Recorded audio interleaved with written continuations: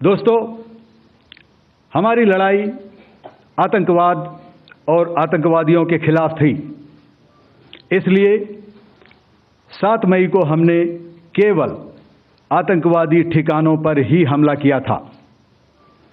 पर अफसोस इस बात का है कि पाकिस्तानी सेना ने आतंकवादियों का साथ देना उचित समझा और इस लड़ाई को अपनी लड़ाई बना ली। इस परिस्थिति में हमारी जवाबी कार्यवाही अत्यंत आवश्यक थी और इसमें उनका जो भी नुकसान हुआ वे खुद इसके लिए जिम्मेदार हैं। हमारी तरफ से हमारी एयर डिफेंस सिस्टम्स देश के लिए दीवार की तरह खड़ी थी और इसको भेदना दुश्मन के लिए नामुमकिन था। धन्यवाद एयर मार्शल भारती। मैं आज आप सब के साथ भारतीय सेना के एयर डिफेंस मेजर्स जो कि हमने इंडियन एयरफोर्स के साथ मिलजुल कर तालमेल में लिए, उसके बारे में कुछ बातचीत करूंगा। इस विषय में मैंने कल भी कुछ टिप्पणी करी थी, लेकिन आज मैं इस युद्ध के अहम एस्पेक्ट के बारे में आपको थोड़ा और पर्सपेक्टिव देना चाहता हूं। हमें एयर डिफेंस ऑपरेशन सिंदूर के एयर डिफेंस की कार्रवाई को एक कॉन्टेक्स्ट में समझने की आवश्यकता है। मैंने आपको कल बताया था कि पिछले कुछ सालों में आतंक की गतिविधियों का कैरेक्टर जो है उसमें कुछ बदलाव आ रहा था। अब हमारी मिलिट्री के साथ साथ मासूम सिविलियंस जो कि अपना बचाव करने में विफल थे, उन पर भी हमले हो रहे थे। 2024 में जम्मू सेक्टर में शिवखोरी मंदिर को जाते हुए यात्री और इस साल अप्रैल में पहलगाम में मासूम पर्यटक इस खतरनाक ट्रेंड के विशेष उदाहरण हैं। पहलगाम तक पाप का ये घड़ा भर चुका था। उसके बाद जो हुआ उसके बारे में हम कल विस्तार में बातचीत कर चुके हैं। क्योंकि आतंकियों पर हमारे सटीक हमले लाइन ऑफ कंट्रोल और इंटरनेशनल बाउंड्री को पार करे बिना किए गए थे, हमें पूरा अंदेशा था कि पाकिस्तान का वार भी बॉर्डर के उस पार से ही होगा। इसलिए हमने अपनी एयर डिफेंस की पूरी तैयारी पहले से ही कर ली थी। हमारी इन्वेंट्री में शामिल counter manned aerial systems, electronic warfare के साधन और एयर डिफेंस वेपन्स का इंडियन एयरफोर्स के इसी प्रकार के सिस्टम्स के साथ एक अनोखा मिश्रण किया गया। इसलिए आपने देखा कि जब जब पाकिस्तान एयरफोर्स ने हमारे एयरफील्ड्स और लॉजिस्टिक इंस्टॉलेशंस में 9 और 10 मई की रात को लगातार हमले किए, वो इस मजबूत एयर डिफेंस ग्रिड के सामने विफल हो गए। आपके सामने इस ग्रिड को एक तरीके से दर्शाया गया है।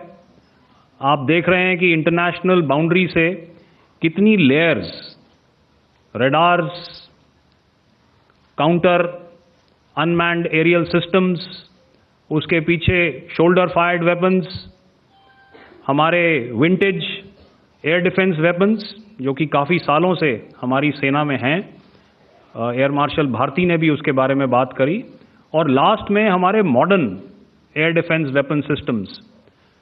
तो कोई मौका नहीं था कि पाकिस्तान एयरफोर्स ये मल्टी टियर डिफेंस को पार करके पीछे हमारी एयरफील्ड्स या लॉजिस्टिक इंस्टॉलेशंस को टारगेट कर पाए। ये जो डायग्राम आप अपने सामने देख रहे हैं, ये मुझे एक इंसिडेंट की याद दिला रहा है और मैं आपको इस उदाहरण के ज़रिए से एक ये एस्पेक्ट हाईलाइट करना चाहता हूँ। जब मैं स्कूल में था तो तकरीबन मेरे ख्याल से ये 70 का दशक था और उस समय इंग्लैंड और ऑस्ट्रेलिया के बीच में, आज शायद क्रिकेट की बात भी करनी चाहिए क्योंकि मैं देख रहा था कि विराट कोहली ने टेस्ट क्रिकेट से रिटायरमेंट ले ली।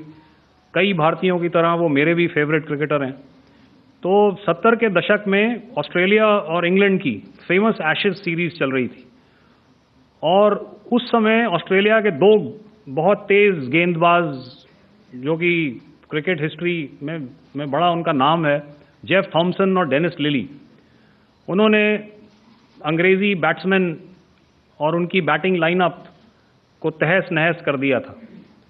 और ऑस्ट्रेलियंस ने उस समय एक कहावत निकाली थी, that from ashes to ashes and from dust to dust, if Thommo don't get here then Lillee surely must. और अगर आप इस लेयर को देखें तो आप समझ जाएंगे कि मैं आपको क्या बताने की कोशिश कर रहा हूं। तो अगर आप सारे सिस्टम्स को पार कर भी गए तो आपको फिर भी एयरफील्ड या लॉजिस्टिक इंस्टॉलेशन या जो भी चीज़ को आप टारगेट कर रहे हैं उसमें पहुंचने से पहले कोई ना कोई इस लेयर्ड ग्रिड का सिस्टम ज़रूर गिरा देगा।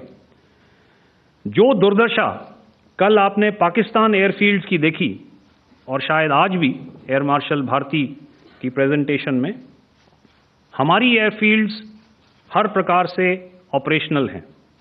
यही नहीं, पाकिस्तान के ड्रोन्स और वेपनाइज्ड यूएवीज से की गई हमलावर कोशिशें भी इस ग्रिड के कारण नाकाम हुई और जो बचे कुचे ड्रोन्स थे उन्हें हमारे शोल्डर फायर्ड हथियारों से मार गिराया गया। मैं यहाँ पर अपनी बॉर्डर सिक्योरिटी फोर्स की भी सराहना करना चाहता हूँ।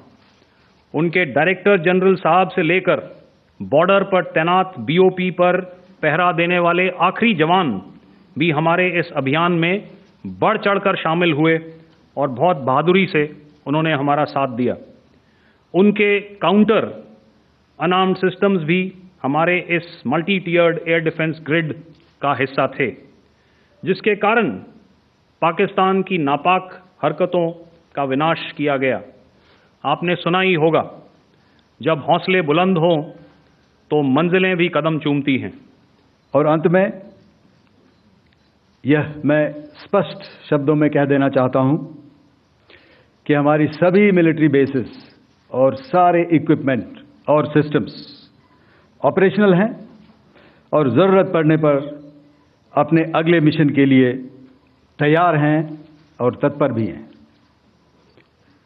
शुक्रिया दोस्तों।